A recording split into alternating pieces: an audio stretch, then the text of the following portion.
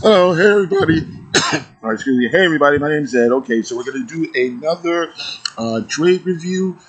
This time we have a quick look at Hellboy, Seeds of Destruction.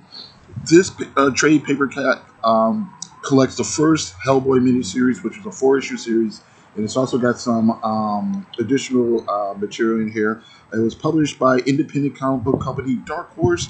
The story and art by Mike Mignola with dialogue by John Byrne and published by Dave Stewart. The original collection came out in '94, and my copy here, my physical copy that I have in my hands, is a third printing from 2023. Okay, so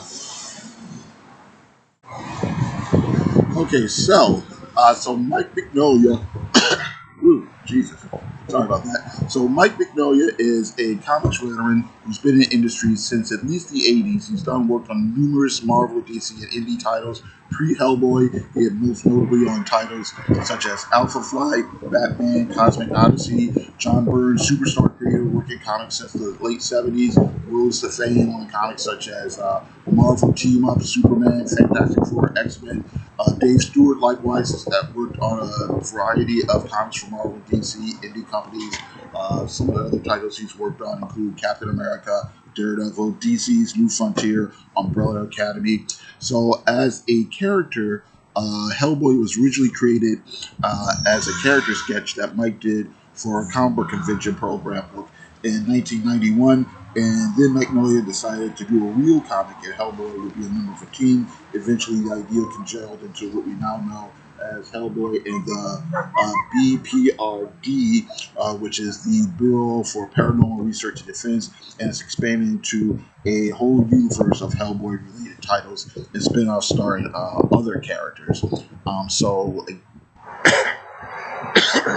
Okay, okay. Getting into the plot. So the main story opens with the origin of Hellboy and jumps into the modern day. So at the end of World War II, Hellboy is created by Nazi scientists and occultists trying to conjure up a demon to serve Hitler. However, what appears at a different location is a seemingly harmless baby monster. The U.S. Army finds it and raises him as one of their own. Hellboy grows up to become a member of the BRPD, and fight various supernatural threats. We fast forward to where Professor Brodenholm, Hellboy's adoptive father, is telling Hellboy of his latest expedition and how it might be related to recent strange goings on, and then they're attacked by frog creatures. Hellboy and his co-workers Abe Sabian and Liz Sherman interview an elderly woman in an old Victorian house to see what she knows, and we learn not only there are old spirits lurking about the house, but also the Russian occultist Grigory Rasputin is still alive, and is in fact the person behind bringing Hellboy into our world. Rasputin has an even greater plan that involves bringing massive ancient creatures to life and using them to possibly first destroy the world and then, rule the world. And all this leads to a massive, over-the-top climax. Although this is the first mission that we, the readers, see with Hellboy, there's multiple references to the fact that he and the PRPD have been operating for decades. This story contains many hints and allusions to the greater Hellboy mythos that's developed later in the series. This collection also contains a couple of short backup stories that are done as previews and introductions to the Hellboy character before the original miniseries came out. Let's go on over here for a moment. Okay, so the art is really great. Magnolia has a unique, recognizable style, nice line work, great handling of heavy blacks and shadows, old-fashioned direct layouts that move the story forward, good in-panel composition as well. You can see the influence of artists like Kirby and Toth. Overall, the art is simple but detailed when it needs to be. The monsters are visually striking. Normal people are realistic, and settings and backgrounds are well done. When it comes to realistic objects and environments, Magnolia knows how to work with fabrics and furniture and texture, which are good balance against the otherworldly aspects. Great colors from Dave Stewart. Stewart is really talented at balancing and contrasting colors. Very nice use of blues, blacks, and greens establishing mood and mystery, and then browns, oranges, and yellows for the big striking effects.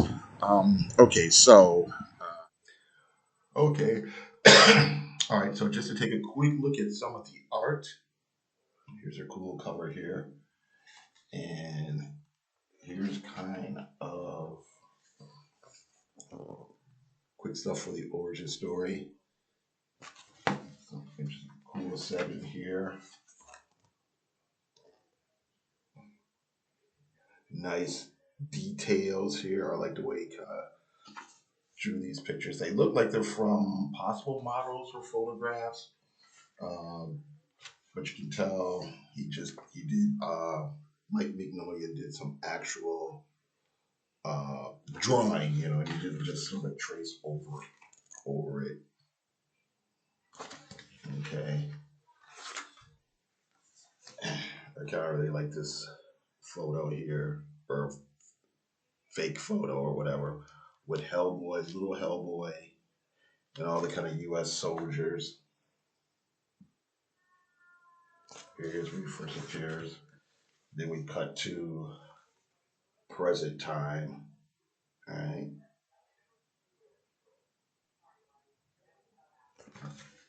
Okay.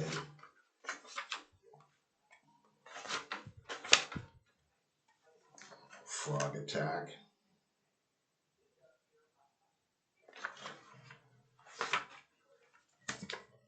Let's see here. There's a lot of glare there. I don't want to move where I'm at though too much. The nice thing, you see a lot of like little statues and stuff in these stories. But here's a nice little home here. And you can kind of see really cool layouts and panel composition there. Again, nice stuff here with the old lady in her old home. And we're getting a little backstory there. Alright, just gotta jump ahead. Cool monster fights. Sorry, excuse me. You're getting that kind of old school too. 60s, 70s, maybe early 80s layouts. Not a lot of that whole kind of so-called widescreen thing where the artist will deliberately draw lots of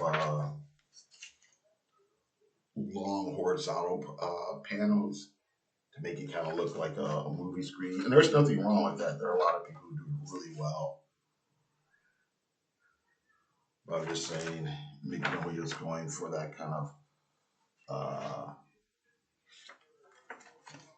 older school composition, older school layouts, and stuff like that. And all right, and I don't want to give too much away here. Okay, so moving ahead. Okay, so Hellboy himself is a very likable character. Although he's drawn to look like a big frightening monster, Hellboy's personality is that of a regular guy. He's been raised by humans, so he has a laid-back demeanor and a wry sense of humor. The supernatural investigations are just his job, and he takes like a working man's attitude towards all the happenings. So monsters attack, uh, you know, talking gorillas show up, whatever. It's just another day at the office for him. We also in this collection meet Liz Sherman. She's a pyrokinetic, and Abe Sapien. He's kind of this amphibious man. We see them in the first mini, and they become important members of Hellboy's support cast. But their personalities here aren't as developed as they would later become. A lot of the themes that Mignola mixes together, he's bringing in influences from H.P. Lovecraft, gothic horror, superhero punch-ups, a lot of humor. And while the stakes are definitely high, there's also a certain amount of campiness to the whole affair. Like Magnolia is just having a grand old time mixing in the different influence. It also includes things like 50s monsters comics, Nazis, pulp fiction, adventure fiction, and whatever else in this tale. So the story has lots of exciting action, lots of suspense, told in a very bold way. But like I said, with a certain amount of humor and a little bit of campiness there as well. All right, so okay, so just to wrap it up, Hellboy, Seeds of Destruction. It's a great introduction to the character, lays the foundation for the Hellboy's mythos. It's tight, fast-paced action horror story.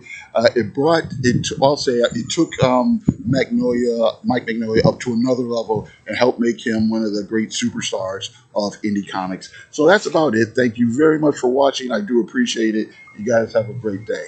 Thanks.